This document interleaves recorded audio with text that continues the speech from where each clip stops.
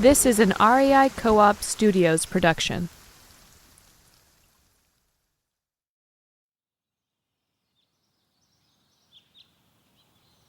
There's a melon on the edge of a picnic table on a hot, late summer day.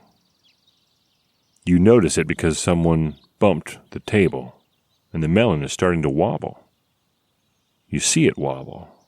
You see what's going to happen, and maybe if you move quick, there's that drop in your stomach and the tightness in your chest, and you spring forward a step.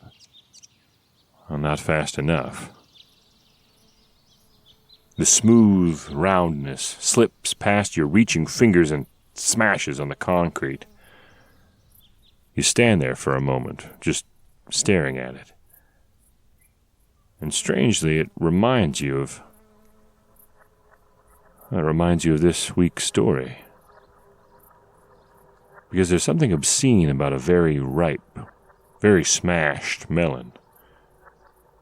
Something about the way the juices ooze and the flesh glistens. How the slimy center clings to the seeds like larval secrets. Somehow, something that a moment ago looked so delicious, well, now you don't want to touch it. But somebody has to clean it up, put it in the trash, get it out of sight, out of mind. If only you could forget that night as easily. You crouch down, start to gather the warm, wet, broken pieces together, and suddenly you're back in that horrible place. Back on that narrow country lane in Connecticut, with the barren trees crowding in around you, that lonely house up ahead, those sounds in the dark forest. And you realize, this is the Camp Monsters podcast.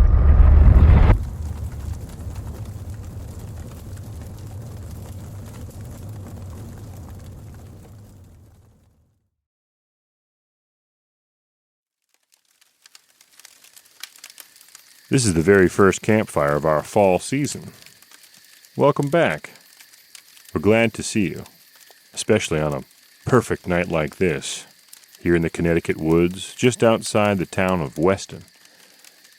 Now, you may have heard of Weston.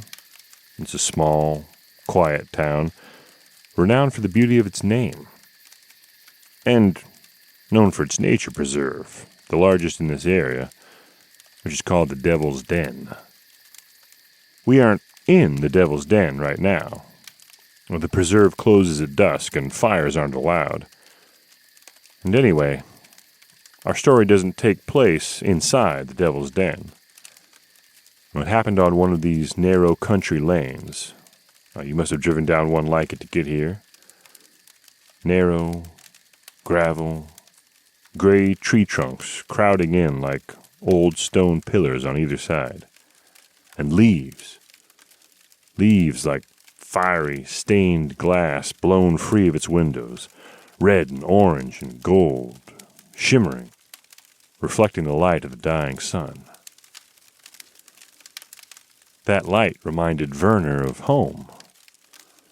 Werner hailed from a land of fire and broken glass.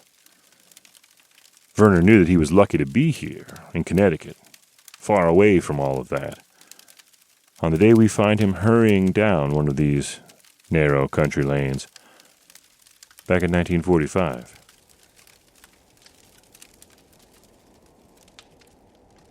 Werner has an old black coat over his shoulders and a ragged bundle in his hands. Down the hill, in the thick of the trees, he hears the distant cascade of water. So he leaves the road, plunging through the naked black fingers of autumn undergrowth until he's squatting beside a small stream. And then he does a series of things that don't initially make any sense. Werner removes his black overcoat and sets it neatly aside. He strips off his dark denim shirt and pants, wraps each of them tightly around a large rock, and wades out into the stream to sink them in the deepest part. Back on the bank, he paces up and down, searching intently among the stones, picking up and discarding one after another before settling on one small, dark rock. He sets that special stone on top of a boulder and then smashes it repeatedly with a hunk of granite. Among the shattered flakes that remain, he finds one that will suit his purpose, and pulling a fresh white shirt from the ragged bundle that he carries, he uses the stone to cut and rip the shirt into long strips. Then Werner squats on the bank and raises his left arm high into the air. He stares at the inside of his upper arm, then clenches his jaw. Slowly, carefully, with the steadied, practiced hands of a surgeon, he uses the razor-sharp flake of rock to make a few small incisions. And then he brushes a tiny sliver of skin off of his arm. He watches the rivulet of blood trickling swiftly down his side and takes a moment to enjoy how clean it appears to him. Then he scoops cold water from the stream to wash the blood away, and he binds the small wound up tightly with the strips of shirt that he'd cut. Most of the rest of the bundle that Werner had been carrying are also clothes, plucked like ripe fruit from the summer orchards of laundry, hung out to dry behind the houses of the town that Werner had escaped from. Werner puts on these clothes, then hurries on through the woods. It would be several years before a local boy gone fishing would drag ashore the torn remnants of the denims that Werner had sunk, emblazoned in loud white paint with the letters P.W. for prisoner of war. And no one would ever find the little sliver of his own flesh that Werner had washed away, emblazoned in soft black ink with the letter A in an old Gothic font called Fractor. A because that was Werner's blood type, and Fractor because that was the font preferred by the SS. The Schutzstaffel, the elite Nazi stormtroopers to which Werner belonged. The telltale tattoo was a dead giveaway, widely known as a mark of the SS, so Werner had to get rid of it. But nothing could ever get rid of the loyalty that he still feels in his blood. Werner sticks to the forest, just out of sight of the road, until he comes upon an old stone farmhouse, broken and dark and abandoned. Silent as a lengthening shadow in the gathering night, Werner slips from the trees and in through the back door of this ruin. Only once inside does he risk unwrapping the rest of his bundle. A large jar that he's stolen from the hospital where he was allowed to work as a janitor. Werner always assumed that the job assignment, though common among prisoners of war, had been some American's idea of a cruel joke. You see, back in Germany, Werner had been a doctor.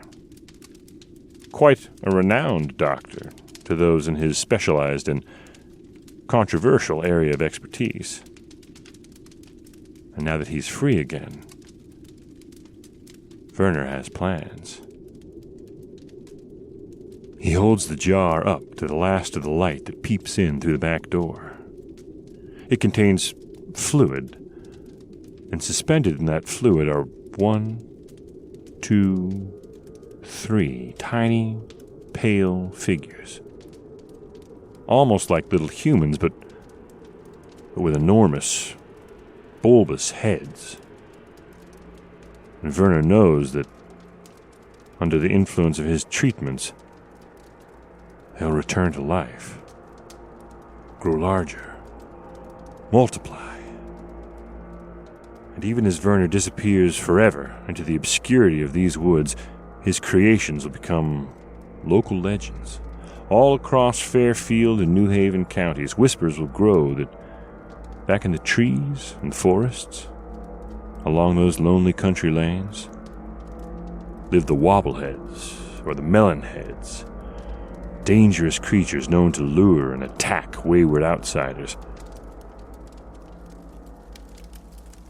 At that point, Trevor slapped the magazine shut. It wasn't that the story was beginning to frighten him. No, it wasn't that at all. A cheap little science fiction magazine couldn't scare him. Although, it did feel a little funny to be reading it while parked along the side of one of those same narrow country lanes as the sun began to set out here in Fairfield County, Connecticut.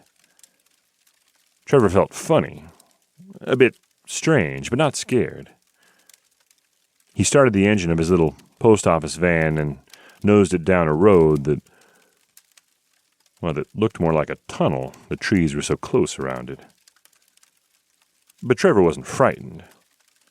It was just that his last break of the day was over, and though he'd been a mail carrier for 6 months now, he was new to this unfamiliar route. He wanted to finish it before the darkness closed in. And he almost did. He was looking for the house that was his very last delivery for that day when Trevor noticed that the light had failed.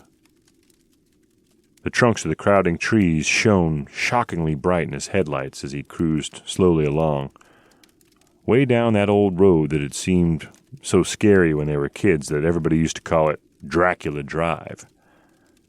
Well, the kids probably still did call it that, because, well, even Trevor had to admit that at night, it was pretty scary.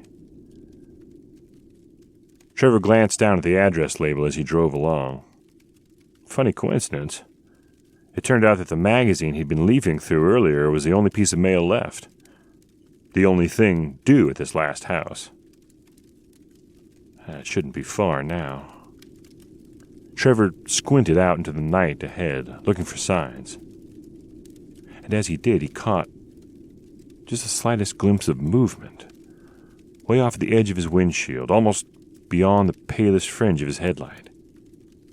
A sudden movement, the flashing reflection of eyes and paleness, an emotion that he couldn't interpret at first, like a throwing motion. Trevor would have looked in that direction if the very next instant the whole world hadn't shattered. But it did. There was a huge crash, and the night ahead was hidden behind thick, milky cobwebs of broken windshield. Well, Trevor had taken pebbles and even fair-sized rocks on his windshield before. They made cracks or shiny little divots. This was something different. This was an impact, large and heavy. A huge chunk of rock flying through the air. Trevor had caught a glimpse of it in his headlights just before it struck. There were no hills or cliffs the rock could have fallen from, so someone must have thrown it with outrageous strength from the side of the road. Trevor had slammed on the brakes when his world exploded, but in the next heartbeat he decided he was in no hurry to meet whoever had thrown that rock, so he put the pedal to the floor. The little van's wheels spun in the gravel, and something low and dark broke cover from the edge of the forest ahead, running toward the van. Running with unbelievable speed. Trevor only saw it for a moment before the van's spinning drift pointed his headlights in the other direction.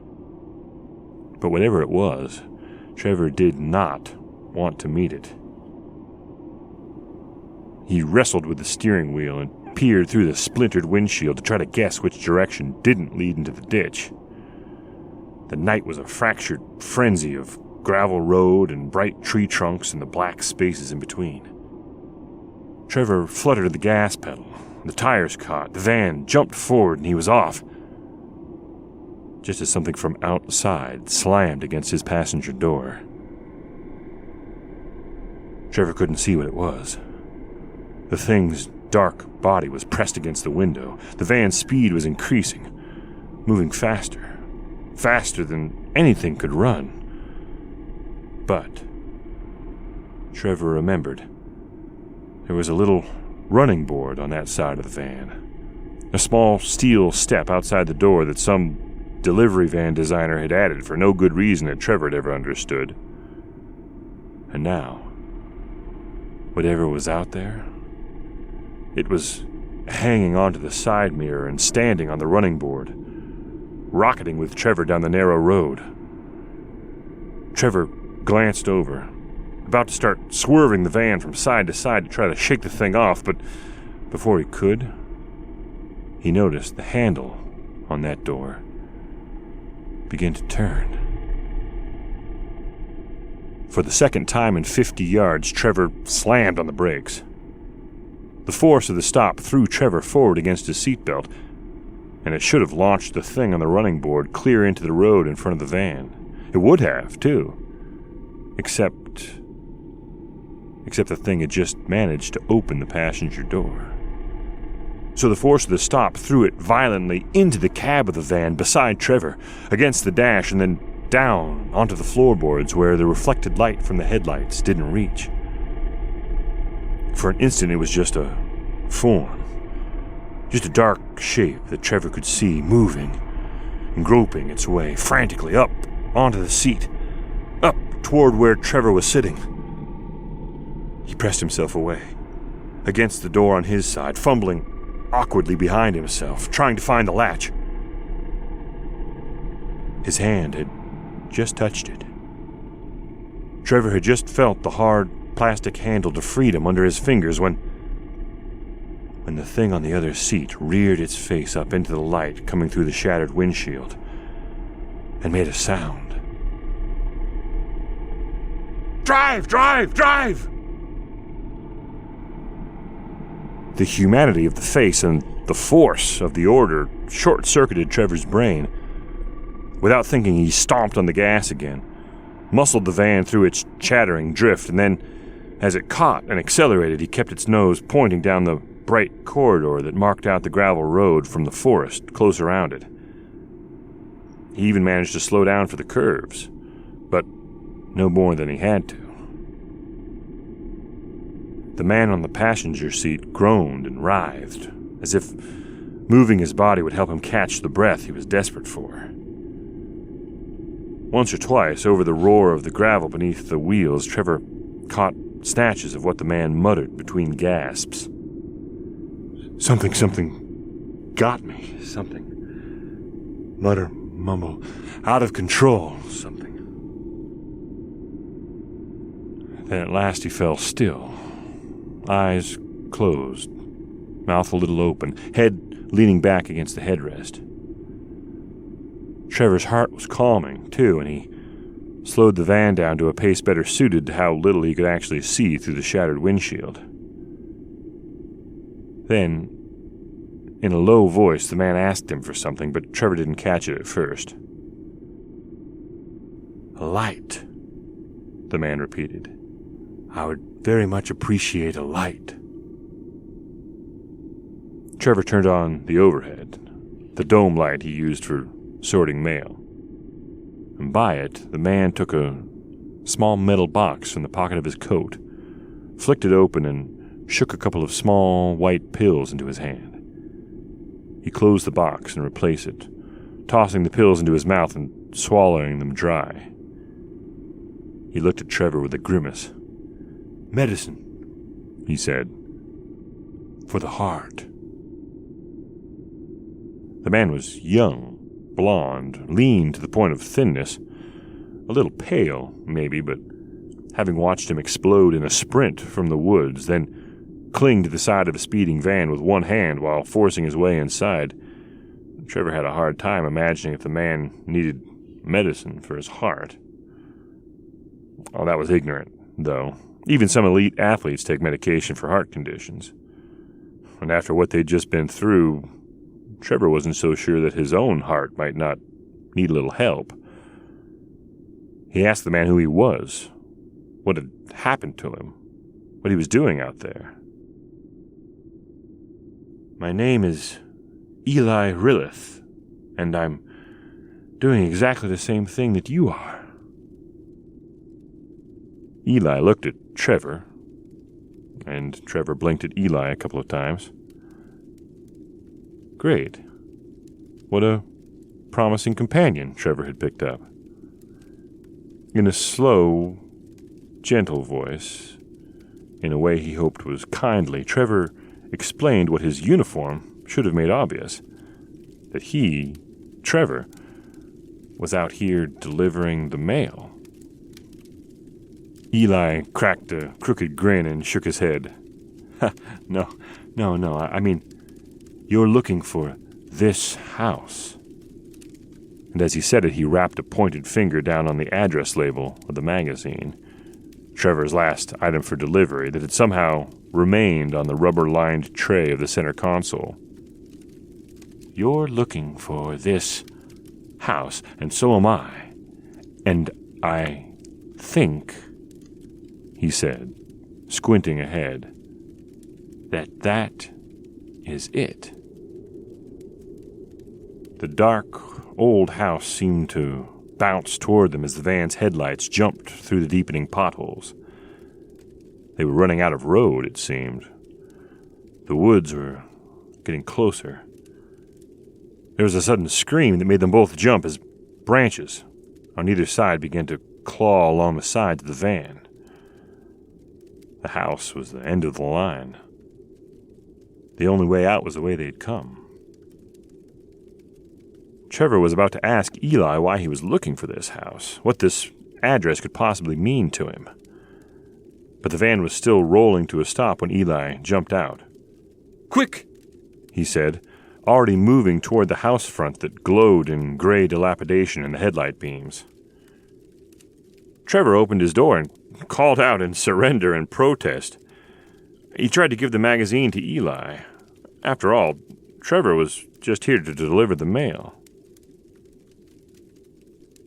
Eli stood for a moment on the low, ramshackle porch, squinting back into the light toward Trevor, but not really looking at him, with a face like he was listening to something other than the cough of the engine and the whine of Trevor's voice.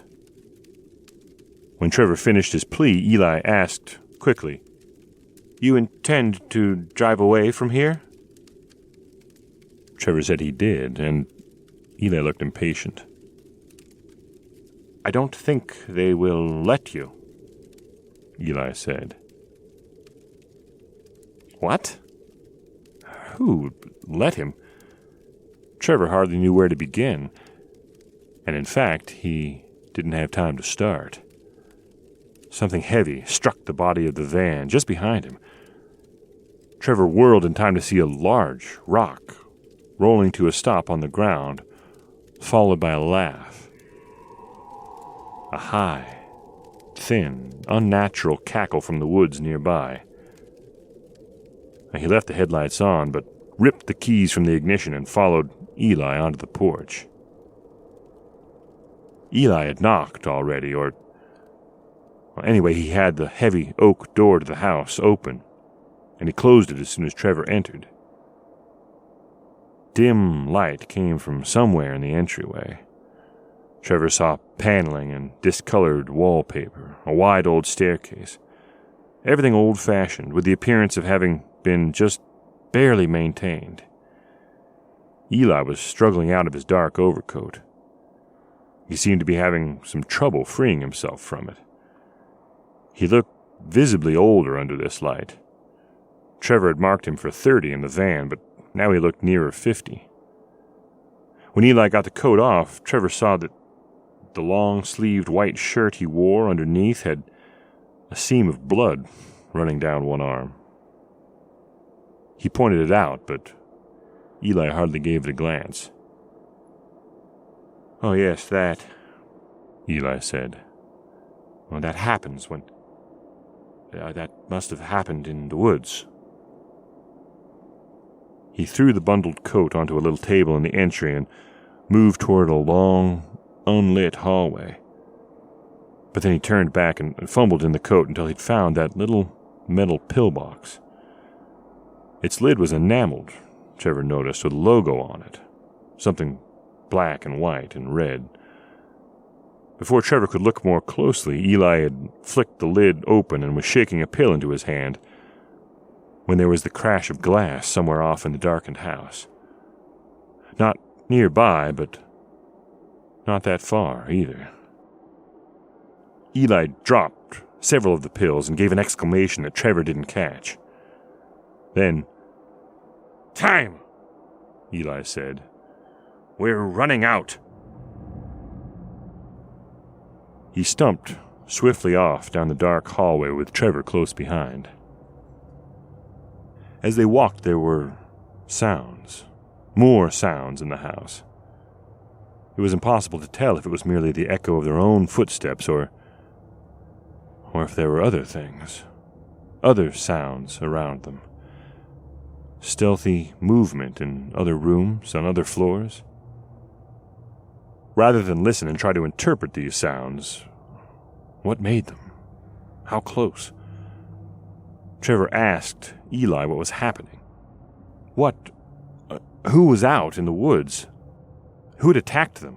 Were they in the house now? Should they call the police? "The police can do nothing," Eli replied as Trevor struggled to follow him down a stone staircase in total darkness. They emerged into a cellar filled with laboratory equipment. A dim green light without a clear source suffused everything. Trevor moved slowly from the doorway to the center of the room, taking it all in. As Eli shuffled around a workbench along the far wall, Trevor noticed that Eli left a little trail of dots on the ground behind him. Dots that looked black in the strange light, but that were dripping from the cuff of Eli's wounded arm. The entire inside of Eli's left sleeve was soaked, from just about the place where...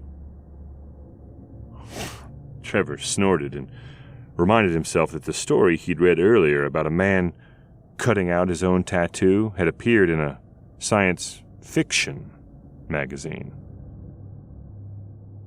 The only hint Eli gave that he noticed the bleeding was by a growing slowness, an increasing weakness and hesitancy in his movements. Maybe it was the light, but when he turned toward Trevor from across the room, Eli's face looked thinner. Thinner and terribly, terribly old.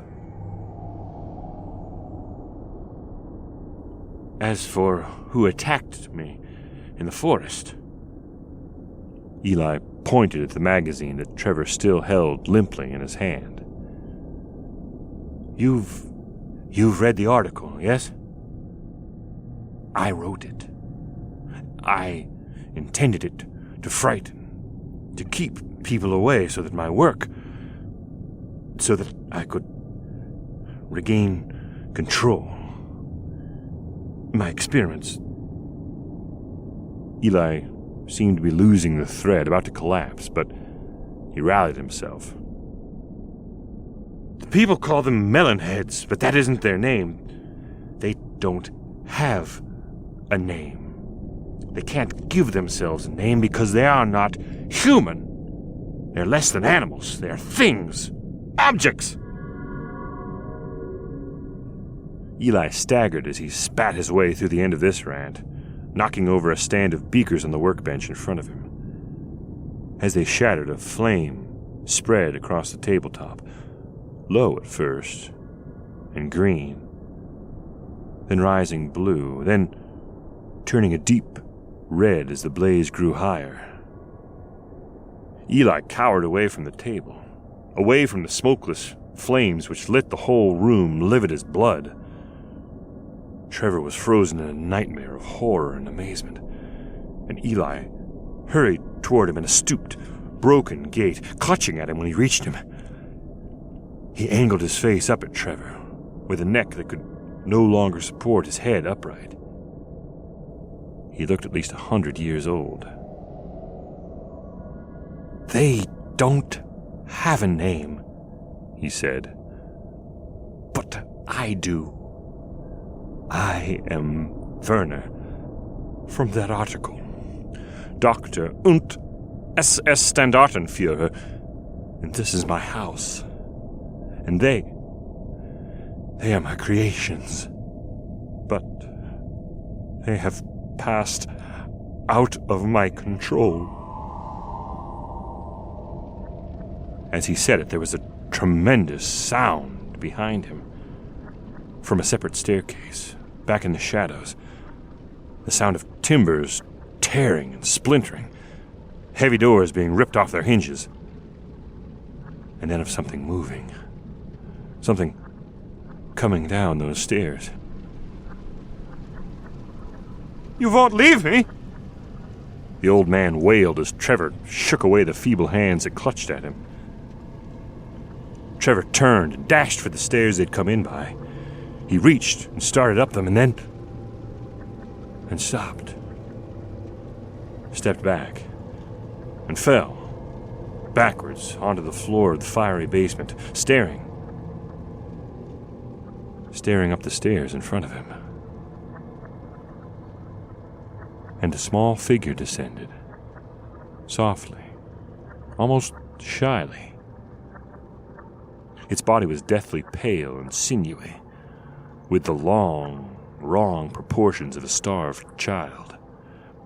But its head was massive and impossibly wide, grotesque and lumpy, with tiny, shining eyes and teeth large and yellow, crooked inside its grinding mouth. The legs and body moved with perfect deliberation, but the head rolled and twitched and wobbled on top, while the face contorted into expressions that defied interpretation. And Trevor did try. He tried to discern what the creature was thinking as it came closer, and its tiny eyes devoured him.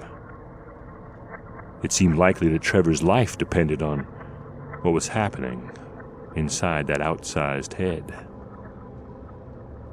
Whatever it was, it changed completely when the creature caught sight of the old man. Eli, or Werner, or the doctor, whoever he was. The thing gave a cry, high-pitched like a bird of prey, and raced past Trevor's prone figure. And there was another cry then. A cry from the old man that started out as human, but rapidly became something much less and much worse. Trevor scrambled to his feet, started up the stairs, but there were more of them up there. More of them, racing down, following the screams, oblivious to Trevor's struggles. He felt innumerable, incredibly strong bodies pushing past him, forcing him back. Shoved backward, he misplaced a stair, twisted in the air and tried to keep his balance. Went down. He felt feet. Strange, thin, bare feet tripping and sliding over his legs and body, over his face. The screaming from the room below rose to an awful crescendo and then suddenly ceased, replaced by a strange, high, gabbling murmur.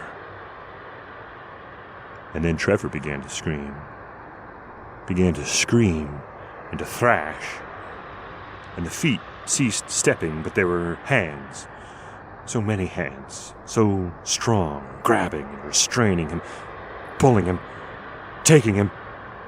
Where were they taking him? Where were they? Where were they taking him? Where were they taking him? Where were they taking him?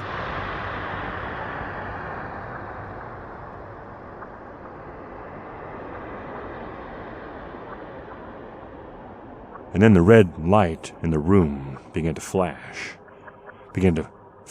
and rotate.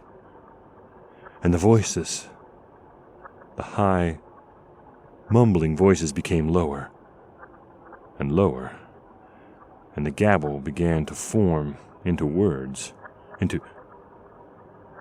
Trevor's name. And in the middle of another and another and another and another desperate scream, Trevor saw a face, a human face, and then he saw the ambulance in the road and the paramedics and the police and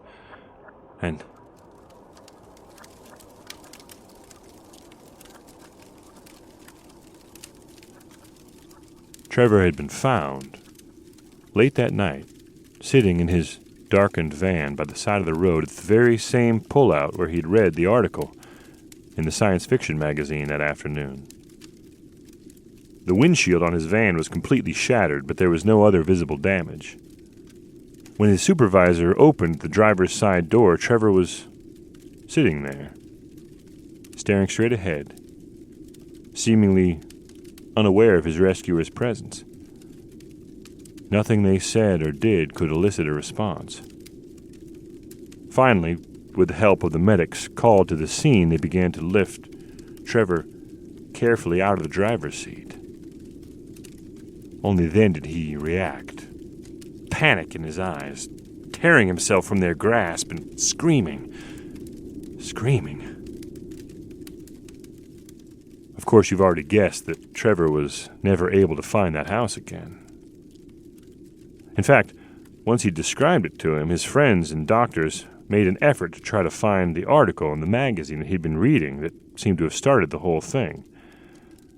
But not only was it not in the van with him, apparently there never was any such article written. And no magazine had ever been published under the title that Trevor recalled. He's recovered now, as recovered as someone who's gone through such an experience can ever be. And Trevor is still proud to deliver the mail. He'll even take that route down old Dracula Drive, but, well, he's become something of an early riser these days. Everyone on Trevor's route gets their mail late in the morning or early in the afternoon, long before the sun goes down, long before headlights cast such stark shadows between the trees. This property we're on allows bonfires, but not camping, so we'd all better make our way back to Weston. The town, that is. Or wherever you're staying. There are plenty of good motels and inns, none of them too far away, all just a short drive down these narrow roads through the forest. Say, who wants to carpool?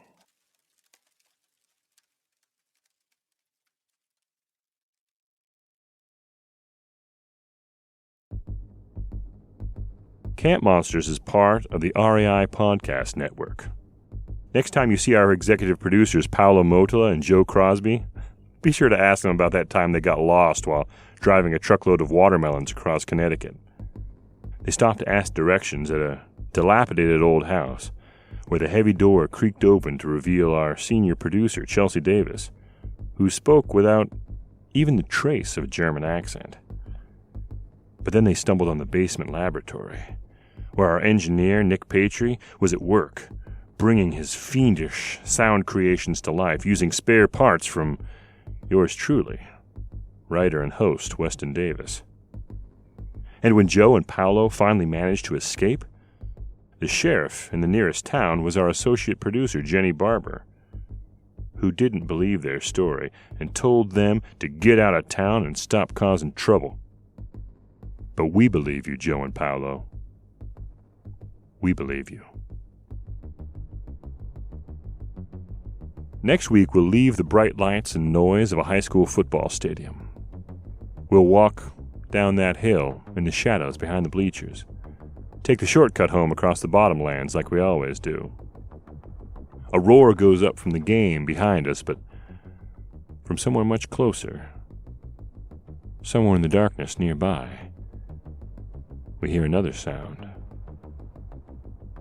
And we know we have to run. See you next week. And as always, the stories we tell here on Camp Monsters Podcast are just stories. Sure, some are based on things people claim to have experienced, but it's up to you to decide what you believe and how to explain away what you don't. Please subscribe, like, share, and tell your friends about Camp Monsters. It's your efforts that keep us recording. Thank you.